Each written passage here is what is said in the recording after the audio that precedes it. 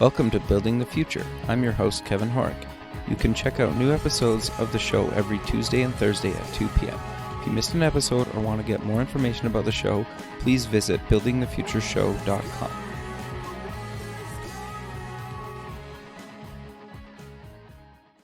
Season 1 of the TV version of Building the Future is now streaming online at buildingthefutureshow.com. Welcome back to the show. Today we have Brandon Naids, CEO and co-founder at Talon Simulations. Brandon, welcome to the show. Hey, thanks for having me. Yeah, man, I'm excited to have you on the show. We actually met a few months ago, and I actually got to try out your simulator and whatnot in person, and it was very cool. But maybe before we kind of get into exactly what you guys are doing, let's get to know you a little bit better and cover your background and kind of where you grew up. Sure, yeah. So I grew up in Philadelphia. I lived in Connecticut for a few years and then moved back to Philadelphia. And I moved to Orlando to get involved with the theme park industry. So growing up, that's what I always knew I wanted to do. I loved roller coasters. I loved the amusement parks and always got a season pass to my local Six Flags. Sure. So when it came time to pick schools, I picked the University of Central Florida. It's right in Orlando, right near all the big theme parks, and it'd be my way to get my foot in the door and really just get involved any way that I could. Sure. So that was 7 years ago now. So I made the move, packed up my bags, said goodbye to my friends and families, and moved on down south and haven't looked back since. Sure. So what kind of got you fascinated about mechanical engineering growing up? Just based on your love of kind of theme parks and roller coasters and whatnot? Exactly. So when I was looking for colleges and looking at, what I should pursue to get involved with roller coaster designing, I mean, mechanical engineering is right up there as one of the best fields of study. And math has always been one of my strong suits, so I knew going into it, it sounded like it was right up my alley. Mechanical was the way to go, is what could help me get my foot in the door and demonstrate, my capabilities to get involved in that industry. And that's really what pushed me to pursue that. Sure. No, I think that's awesome. So you graduate, actually you got a master's degree, correct? Yeah, I actually just wrapped that up a couple weeks ago. Oh, congrats, man. That's awesome. So thanks a lot. I guess you got this degree. You ended up kind of starting your own or co-founding Talon Simulations. How did that kind of come about? Because you obviously started it while you were still in school.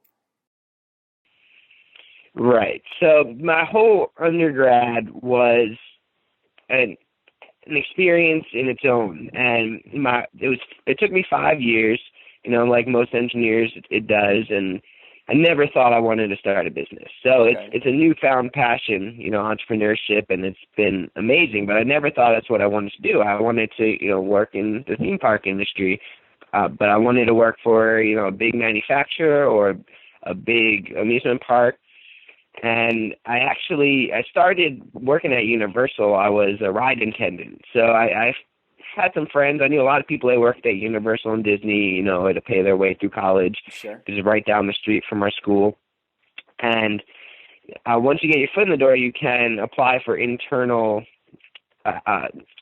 opportunities outside of your department. So Gotcha. It's a good way. Like, they hire most people that apply and to be a ride attendant. So I got in there. I was an operator at the Hulk roller coaster. So Nice. It wasn't the most glamorous job, but, it was good exposure, and, it was fun for a coaster nerd like myself. And what's funny is it was about the time I started applying for internships, a lot of different places. So I think I was between my second and third year, and I got an opportunity to work at the Kennedy Space Center. So I actually Very cool. moved myself to a seasonal status. So I didn't have to work anymore, but I was still technically an employee at Universal. And I went and worked for United Space Line. So they were the main shuttle contractor. And if it was any other time period, most of the people that get that opportunity get hired on full-time upon graduation. But I was working on the transition and retirement contract, which was decommissioning the shuttles and getting them ready to be displayed at museums. So basically, I had an end date that was going to come about, in a few months. So while I was out there, although it was an amazing experience, I got to see some amazing things and learn some incredible technology. I applied internally to Universal for their engineering internship. Oh, okay. And I ended up leaving the Space Center a little earlier to go take the internship with Universal, because I knew that was more along my career path. Sure. Although, the space industry is kicking up again and it's booming, so I definitely don't knock that. But I moved over there, and I ended up it was an amazing experience working at Universal. I mean, you work odd hours and crazy shifts, and you really get hands-on. And I knew it was something I wanted to continue doing, but when I graduated, they were on a hiring freeze. Oh, okay. So that was the time where I was like, what am I doing with my life? Sure. And so at that same time was when I was working on my senior design project. So basically the 2 semesters before you graduate, you work on a project. You design something and you build a prototype, and then you display it with all of the other seniors. And we came up with this idea to build a virtual reality flight simulator. We had about $1,500. We used parts from a junkyard and built it in a garage, but it was a good proof of concept. Not very reliable, but it demonstrated, the point we wanted to get across, and it was still just a school project, something cool that we could do to work on, our last couple of semesters and get some cool experience. And that was the time when we presented it. We were graduating. I didn't have any job offers, although, I was playing by the rules all through college, get good grades, get some extracurriculars, get some internship opportunities, and then nothing squared away for me when I was getting ready to get my cap and gown. So we were getting some good recognition for our senior project and got some good mentors on board that summer that were introducing us to some of the local professionals in the simulation and training industry, which is also a huge industry right here in Orlando that not many people know about. Okay, interesting. And and there's basically those interviews that led us to pursuing a business venture. People are like, this is actually a pretty good idea. This could be, commercially viable business. And it's like, yeah, let's just go with it. No, that's awesome. So I guess just for the listener, maybe let's cover exactly what you guys kind of built. And, obviously, like, you have a flight simulator and racing and that kind of thing. Do you maybe want to kind of cover exactly what you guys are kind of building, and you're using Oculus and whatnot, and kind of how everything ties together? Of course, yeah. So originally our initial inspiration was the release of the Oculus Rift Development Kit 1, which was about 3 years ago now. And that's what inspired us to come up with this idea of a VR flight simulator. Okay. And we're like, actually, we kind of used it as an excuse to buy an Oculus. Let's do this for the class so we can buy one. I love it. And that's the concept of what we do hasn't changed much. Really, the difference now is that we're not focusing on flight training as much, just because the market is a little less adaptive to new technology. They're not the early adopters. Sure. So we're focusing more on entertainment. And really what we do is we take a motion platform, a low-cost motion platform that it can be plugged into a wall outlet. You plug it USB to your computer. So it's not like a huge expensive one that a lot of motion simulators in the past have been. Sure. And then we take advantage of these VR headsets, which, provide you with the visuals. You have the whole cockpit, inside these headsets. So really you're reducing the footprint of the hardware with this new software that's allowing you to have 360-degree visuals. You know, it's HD, it's 3D, and very realistic, and we're taking advantage of that essentially. That's awesome, man. Yeah, and like I said, I got to try the actual simulator when I was down in Florida, and when we met up, and it's awesome. Like it's a lot of fun. Yeah, and that's sort of what we're capitalizing on. Is the exciting experiences, and it's even rewarding. You know, a lot of the times for people that are scared of flying, or they can't fly anymore because, like, retired Air Force veterans we've had in our system, and it's the closest they can get to being in a fighter jet again. And Sure. People that have always wanted to get on a racetrack in their favorite race car. So that's the great part about it too, is our platform is so adaptable. So race cars, roller coasters, fighter jets, airplanes. Now we have space simulators, space combat simulators. Really? It's amazing what you can do with just essentially the software is the primary feature that allows us to adapt our hardware so easily. Sure. So it's exciting, and we're focusing mostly on entertainment right now. We're actually launching a full entertainment center in a bar here in Orlando in the next couple of weeks. Oh, very so cool. People are going to be able to come in. They're going to have several different virtual reality experiences. They can pay for these different experiences, and you can't really get that anywhere else at this time. Sure. No, I think it's awesome. And just to clarify something for the listener, like the actual chair that you sit in like moves as well. So as you're kind of racing or you're, in flight, like the chair's moving around and kind of like, so it's basically like being in the car, right? Or whatever you're simulating. Exactly. So we make this a motion base.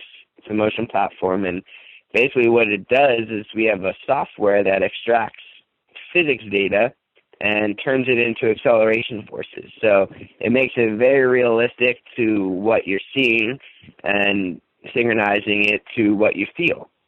And that works very well in the race car simulator, so you get a lot of the acceleration forces you get when you're pressing down on the pedal, when you're switching gears.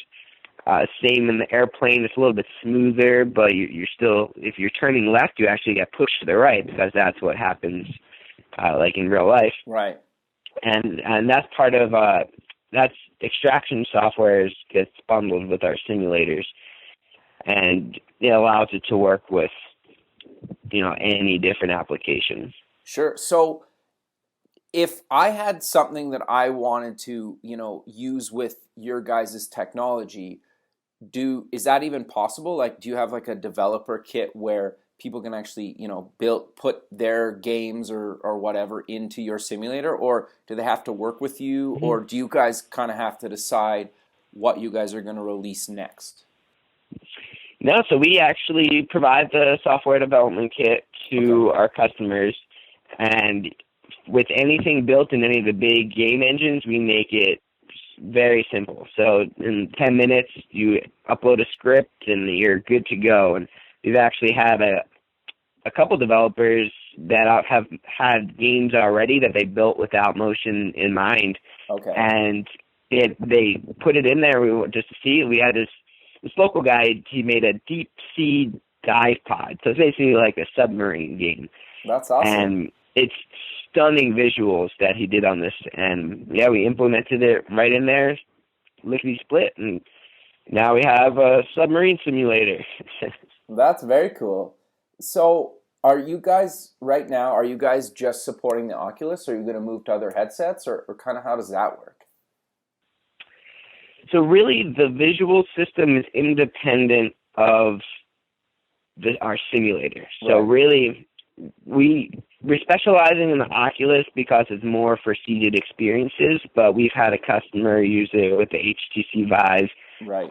It works just as well. And then the one thing we really aren't doing is mobile VR. So all of our simulations are PC-based, mostly because our mission is to really be realistic and immersive. And although the quality on mobile VR headsets is still really good, it's not to the point of what a PC can run, the graphics quality.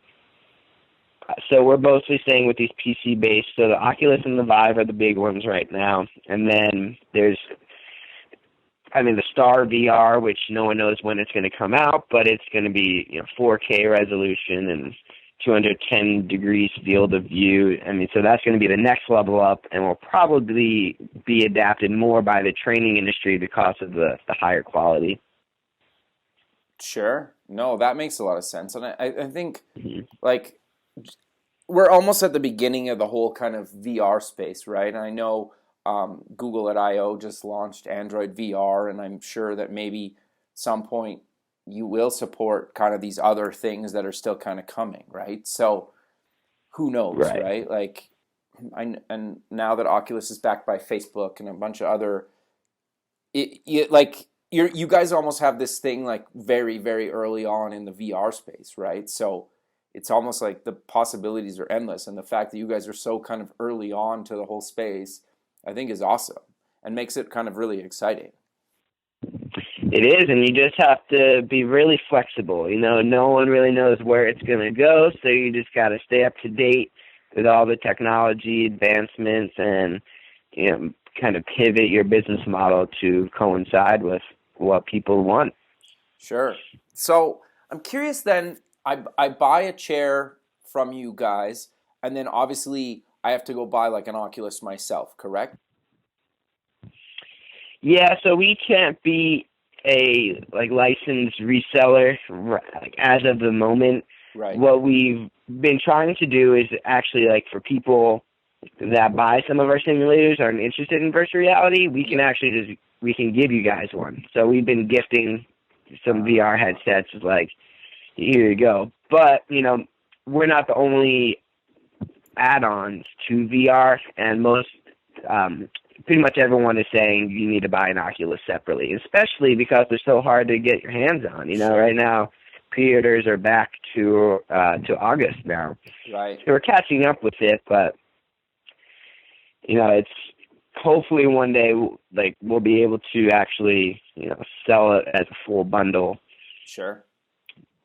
But it's tricky just because it is such a young industry. Sure. And then you guys kind of offer different simulators. So it looks like, and correct me if I'm wrong, that I can basically buy the parts. Well, I buy almost like the base chair, and then decide, if I want one for flight or racing. And then if I, want to buy, if I buy one, I could probably buy the parts for the other one later on if I choose to. Is that correct?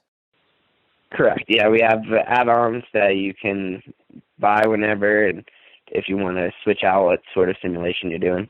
Sure. So obviously you're going after kind of the entertainment market right now, and you mentioned kind of eventually maybe going back into the training space. I'm curious to know kind of what other applications have you used the simulator in, and where do you think it will potentially go?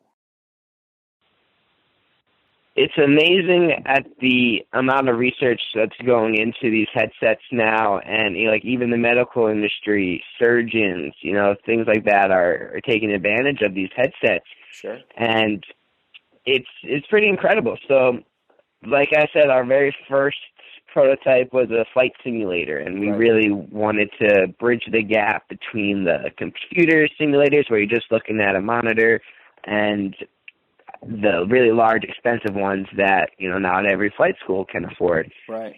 So, which still aren't very realistic. So with virtual reality, it really gets you immersed. If you feel like you're there, so you can overcome anxiety, get familiar with your situations and scenarios, but actually take it more seriously than you would staring at a computer screen. So not only with flight training, which I know is going to be incredible because you feel like you're flying. You feel like you're there, but also with young driver training. So we just supported a driver training software, and I rear-ended somebody in it, and it got me nervous. You know, I was there. I was like, oh my gosh, this is insane. I will definitely leave here driving safer than when I got here today after experiencing that. Interesting. Wow, that I never thought of it like that. But that you're right, because the chair would kind of bounce you around a bit, right? It does. There was that full impact, Sure. and you know, you have the headset on, which it's really hard to describe virtual reality to someone that hasn't used one of the newer Totally. generations, because you know it's been around for decades, and it's tried to make an impact in the 90s, but the technology wasn't there. But the level that it's at these days is incredible. But now I actually got my parents really interested in this stuff now. So Really? my dad just got my mom a Gear VR for Mother's Day Really? to work with her Samsung phone. Wow.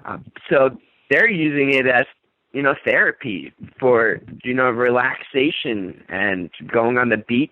You know, there's so many different 360 videos that just, you know, if you can't get away yet right now, you know, put a headset on and put some music and pretend like you're at the beach, or you can go on safari rides, and you know, it's amazing the amount of stuff there is to just give you a virtual vacation. No, you're totally right, and you're right that the new headsets are pretty much like you're there, right? And it's weird because it takes a few minutes to get used to, because if you're connected to the computer and you look down to go to your like keyboard or something, like obviously you can't see your keyboard, right? So because you can't see outside of the world that you're in, and it feels very real, and kind of back to your car driving thing, like it feels like you actually hit somebody if you hit somebody in VR, which is, it's weird to wrap your head around it if you've never actually experienced it, but it's very, very cool. And like you just mentioned, that we're at the beginning of this, and you're right that you could basically go on virtual holidays, and I know Google is doing stuff with Street View and whatnot. So it's going to be wild to see what developers come up with, and tying that stuff into your simulator would be really cool. And if you could almost like race the world through like Google Street View, and then use your simulator and a VR headset, you could basically drive the cities of the world, right? And that'd be wild. Exactly, and we're heavily involved with the military industry as well, being right Okay. here in Central Florida. Our chief advisor is a retired brigadier general Okay. and is still very active in the industry here. And it's amazing the amount of requests for proposals they're coming out with now that involve this technology. So virtual reality and augmented reality. Sure. So, I mean, there's a lot of positive benefits as well. Sure. So I'm curious then, did you guys raise a bunch of money, or you self-funded, a little bit of both, or how did you guys kind of get this started financially? We're actually all self-funded. So it's what ended up happening once I graduated, and we picked up our chief advisor right away. Okay. And when he was introducing us to people, we actually met with somebody that got awarded a grant through our university from the National Science Foundation, and got accepted into this program. We received, it was only $3,000, but it was a 10-week program where we went out and interviewed people in our industry to see if this was even a business, Sure. a potential business. And then because we got accepted into that, that's when I decided to go to grad school. And Gotcha. I was like, okay, well, we'll continue going with this. One of our other advisors is the professor there that got me work in one of the labs, which is a cool 3D printing, laser cutting, prototyping lab. Very cool. And I was working there part-time to meet ends meet while we were still pursuing this. And then while I was a student there, I was also able to participate in their business competitions.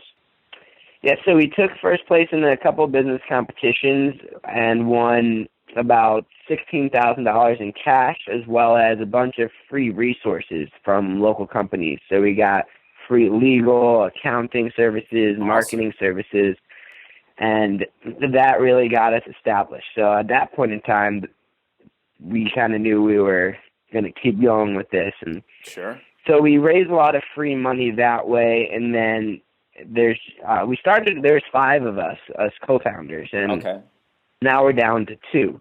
I got you. So basically, in early stages, we can't really afford to pay ourselves, and the 3 other guys they got jobs and started working full time, but it just worked out well where me and my other co-founder Jordan just continue pursuing this, and the other guys, if they want to come back on board when we can support them, it's definitely open.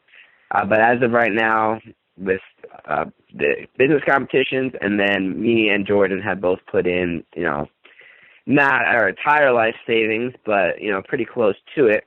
Sure. But we've really utilized a lot of the local university and Orlando resources to fund ourselves, and they're really attempting to put in an efficient ecosystem here for startups like us.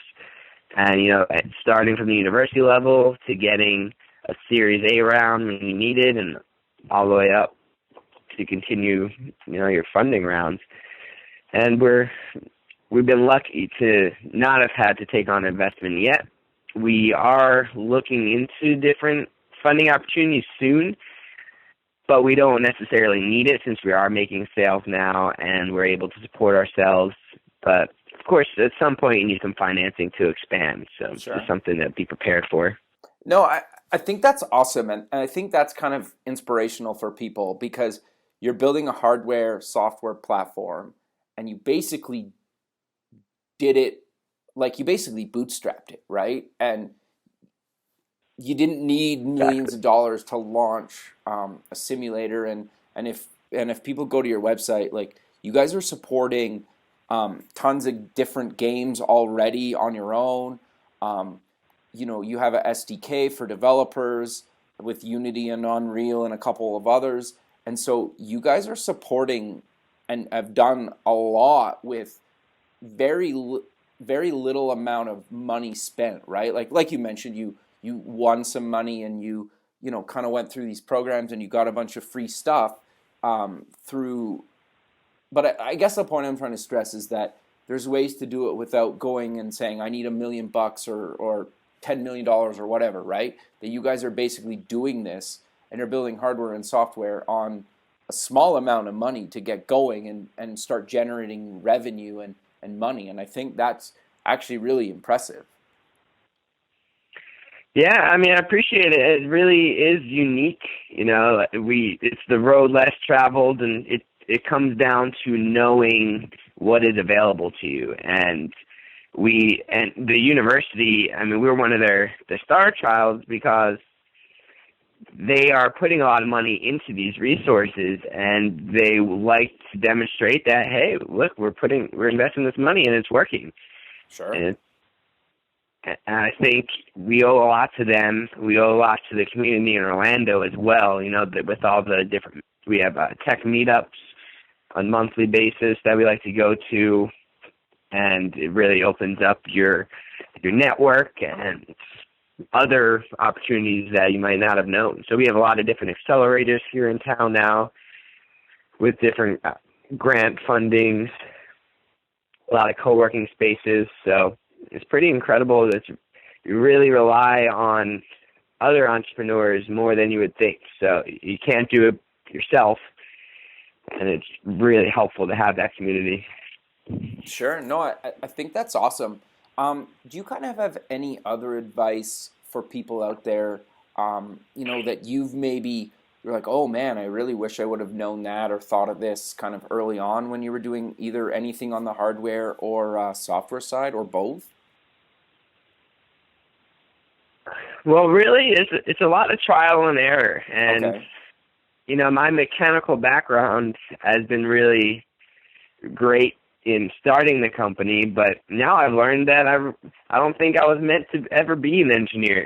Sitting behind a desk modeling and coding all day really isn't for me. I like to be out and about, meeting people, going on travel, and and doing different events.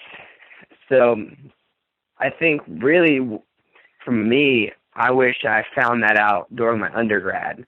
Okay. That I would love to be a business owner. And, I think it really takes a lot.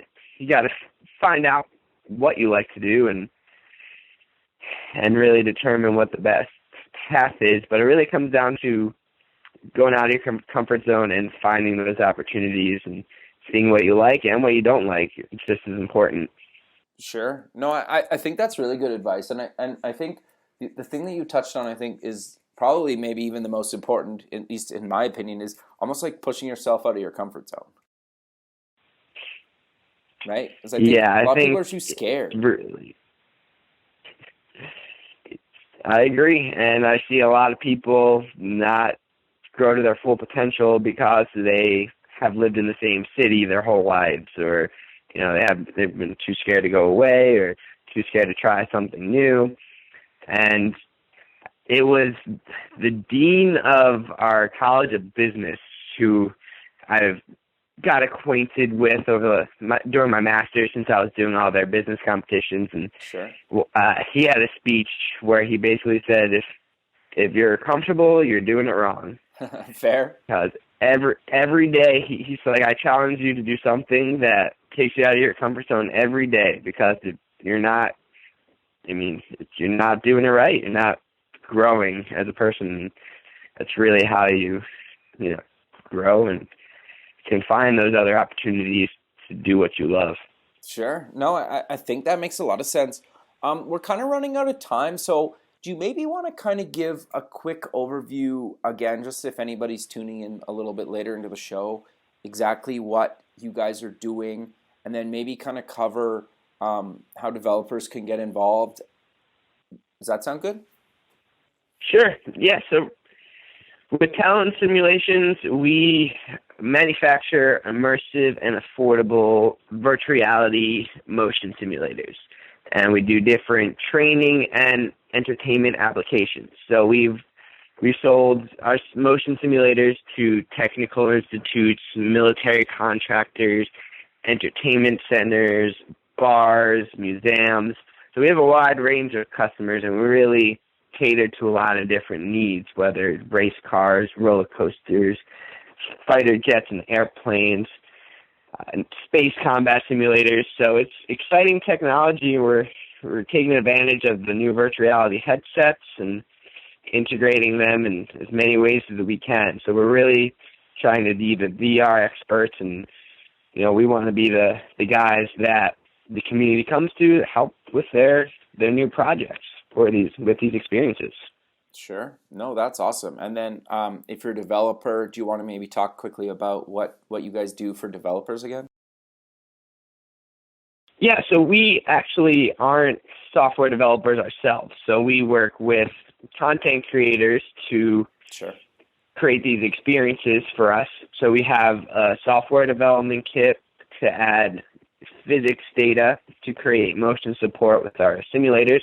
Anything that is designed in the Unreal Engine, Unity, or CryEngine, which are the three big gaming engines, we provide the plugins that you easily can import to create the motion support. Sure.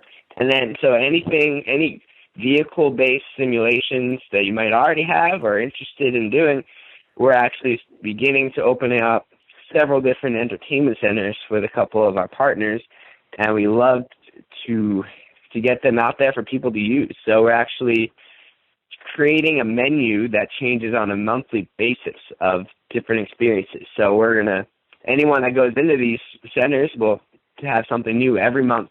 So that means we're going to need a lot of different content. So different software developers out there, we'd love to work with you and see what we can get into these entertainment centers. Sure, man. Well, great, Brandon. Let's kind of close the show with mentioning where people can kind of get more information and find you guys online.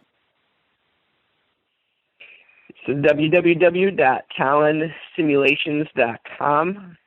That has information on our motion platforms, the different uses of them.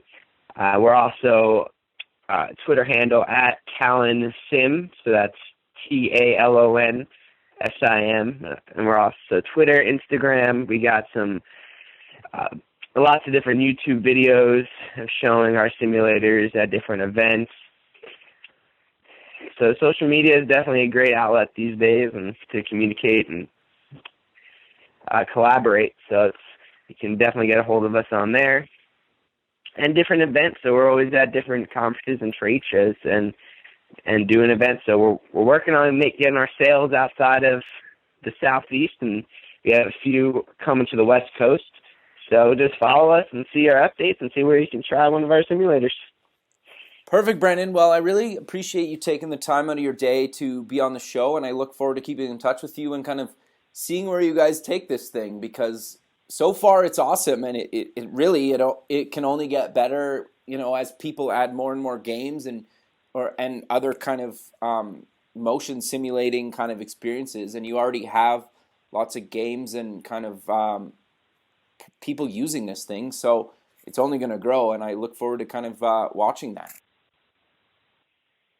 Yeah, look forward to getting together again too, Kevin. Appreciate you having me. Yeah, sounds good, man. All right, we'll talk soon. Okay. Sounds good. Thanks again. Yeah. Bye. Have a good one. Bye-bye.